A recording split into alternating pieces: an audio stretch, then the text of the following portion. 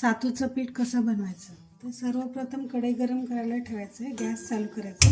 मोठी वाटी गहू घेतलेला आहे, एक छोटी वाटी डाळवे घेतलेले आहे आणि जिरे घेतलेले अर्धा चमचा, सुंठ पावडर घेतलेला अर्धा चमचा, विलायची घेतले 4 नग आणि हे गहू सर्वप्रथम स्वच्छ 2 वेळा धुवून वाळवून घेतलेलं आहे सावलीमध्ये आणि आता भाजून घ्यायचं आहे. गॅस बारीक ठेवून भाजायचे.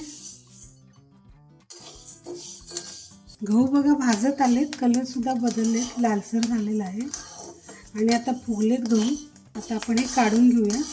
याच्यामध्ये आपण डाळवे घ्यायचे आहेत, 1 वाटी घेतलेला आहे. हे 2 ते 3 मिनिटच भाजायचं आहे गॅस बारीक ठेवून. इलायची घ्यायची 4 नग, जिरे घ्यायचं आहे अर्धा चमचा, जिरे अर्धा चमचा घ्यायचा आहे, त्याच ताटामध्ये घालायचं आहे. याच्यामध्ये आपण सुंठ पावडर घ्यायचा आहे अर्धा चमचा. सर्व व्यवस्थित मिक्स करून घ्यायचं आहे.